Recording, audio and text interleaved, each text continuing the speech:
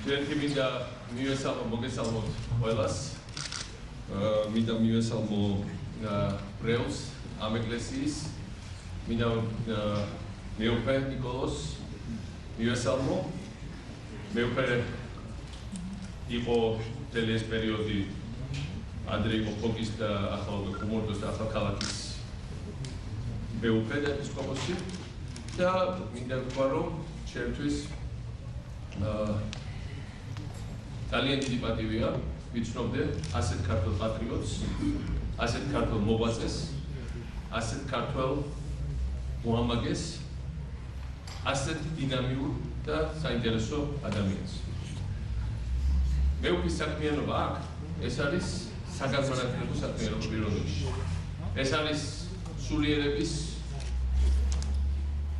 გაძლიერება, ეს არის ეთნიკურ ჯგუფებს შორის მეგობრობის გამტკიცება, იმიტომ რომ ბრეულში, მის ბრეულში და დიდ ხალხში, ვისაც მას დიდი ამაგი მიუძღვის, არის ძალიან ბევრი ადგილობრივი ეთნიკურად ქართველი და ეთნიკურად სომეხი და მთელი ეს პერიოდი მეუფე ქადაგებს სწორედ ძმობას, მეგობრობას, ყველა ეთნიკური ჯგუფის თანასწორობას, იმას რომ საქართველოს ყველას ერთდროულად ერთნაირად ეკუთვნის და ის რომ საქართველოს არის ნამდვილად ქვეყანა, სადაც ყველა ეთნიკური ჯგუფი და ყველა ადამიანი თანაბრად და კარგად იცხოვრობს.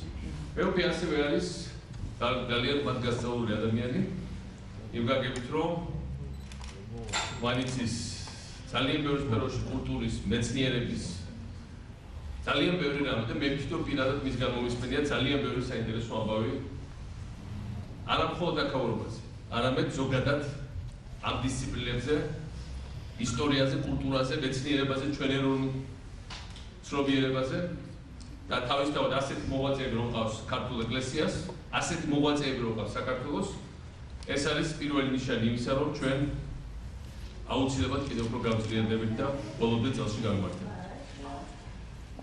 მეუფე მინდა მადლობა გითხრათ ამ ხელა საქმიანობისთვის, ამ ხელა ღვაწლისთვის.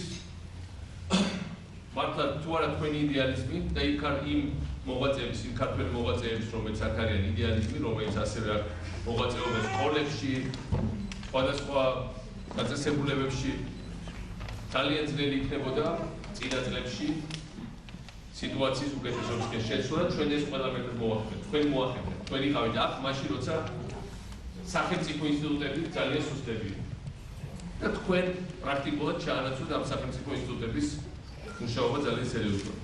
ამიტომ მინდა დიდი მადლიერების ნიშნად იმ ღვაწლის დასაფასებლად, რომელსაც თქვენი რეული, თქვენ თვითონ თქვენი თავოსნობით. ყველა ის მოღვაწე, რომელიც ჩამოვიდა აქ იმისათვის, რომ ადგილობრივ ხალხს დაეხმაროს, რომელსაც ჭირდება დახმარება, გვერდზე დგომა, ხელის გამართვა, მინდა საქართველოს სახელმწიფოს სახელით გადმოგცეთ წირვალების ორდენი და კიდევ ერთხელ დიდი მადლობა ხელმძღვანელობისთვის თქვენი ამაგისთვის.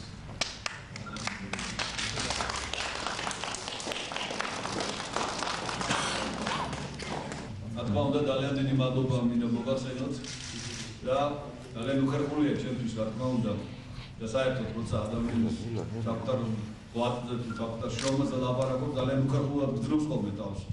მაგრამ მე მინდა ერთი რამ მოგახსენოთ ყველას რომ 20 წელია რაც მე ამ ხარეში მიწევს ყოველდღიურ ცხოვრება, 11 წელია რაც ახალქალაქის და კომუნიკის მეტროპოლიტენი ახლავად და ჩემი აზრით აი იმ შრომაში რაც მე გამიწერია, ყველაზე დიდი და ყველაზე მნიშვნელოვანი არის ის რომ მე დაბეჯითებით შემიძლია მოგახსენოთ ყველას, თქვენს ვადმო პრეზიდენტს და ჩვენ ხალხს რომ აქ ამ ხარეში არასოდეს არც ყოფილა და არც იქნება ნაციონალური კონფლიქტი. ნაციონალური კონფლიქტი, ანუ დაპირისპირება ეროვნულ ნიადაგზე, ანუ ქართველებს და სომხებს შორის ადგილობრივ მოსახლეობაში აქ არ ყოფილა არასოდეს. თუ ყოფილა რაიმე დაძაბულობა, ყოველთვის ეს არის გარედან შემოტანილი. ყოველთვის კონფლიქტის მონაწილე მხარეები არიან ჩამოსული ქართველები, ჩამოსული სომხები და ჩამოსული სხვა ერის ადამიანები. ეს იყო ჩემთვის ყველაზე დიდი და ყველაზე მთავარი აღმოჩენა.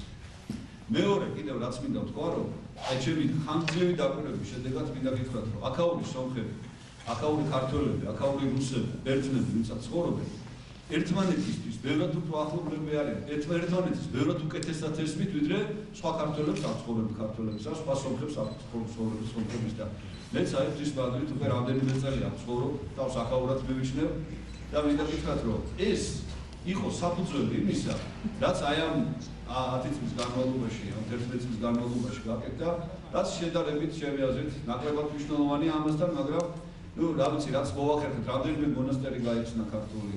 სასწავლო ცენტრი ტაძარი აშენდა, სადაც ახლა ვიმყოფები და მინდა გითხრათ, რომ ადგილობრივი მოსახლეობის ხელშეუხლება. აი ამ ტაძრის ამშენებლები ძირითადად იყვნენ სომხები.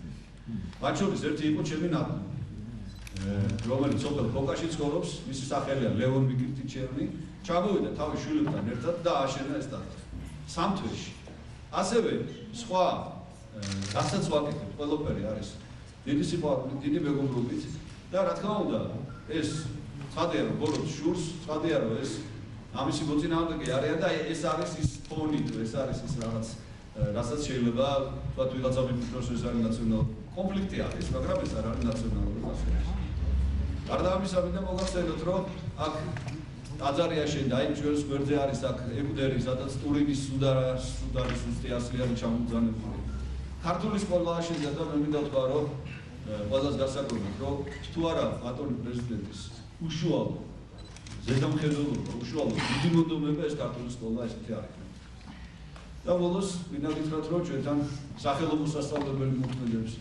კიდევ უმაღლესი სასწავლებელი არის სასულიერო პირებისათვის მათი კვალიფიკაციის ამაღლების საქართველოს ერთადერთია, რომელიც უშუალოდ სასულიერო პირებს შეაძლოა. ეს ყველაფერი არის იმიტომ, რომ აქ ადგილობრივი მოსახლეობა ამის საშუალებას გვაძლევს. ამ ტაძრის მრევლი არიან, რა თქმა უნდა, ადგილობრივი ქართველები, ადგილობრივი რუსები, ადგილობრივი სომხები, რომლებიც ინაცლებიან, რომლებიც მოდიან და მინდა დაბეჭდებით გითხრათ, რომ ჩვენ აქ ერთი ბარძიმიდან ვეზიარებით და არავითარი საფრთხე ის რომ ჩვენ შორის რაიმე კონფლიქტი იქნება, ნამდვილად დაბეჭდებით მინდა გითხრათ, რომ არ იქნება. ასე რომ მოგზავნით, ჩავაგზავნით დავახეცი ყველას ახლა მე უმართავთ ყველას და მინდა გითხრათ, რომ აი ერთადერთი გამოსავალი სწორედ ეს სიყვარული და მეგობრობა ნამდვილად. რაღაცნაირად ხალხი მათი კონფლიქტის შემდგომ და ზუსტი ასე და გამომატანეთ. ეს არის ამბინახი ერთ ეკლესიაში გვერდით ტრაგმოში. ეს არის მიკროფონი მუზეუმში უნდა იყოს და ესე ვთქვათ მუზეუმი ავაშენეთ სპეციალურად პოზიტივის სუდარისთვის აქ წირვები სტარდება. მინდა ვთქვა რომ უბრალოდ მე უფლებ გააკეთა ძალიან მაგარი ამბინახი. ხეთი არ წე მიკროფონი. თუ ვინმე ნახა ამასინად პირველ აქზე იყო სიცოცხლის ფასი.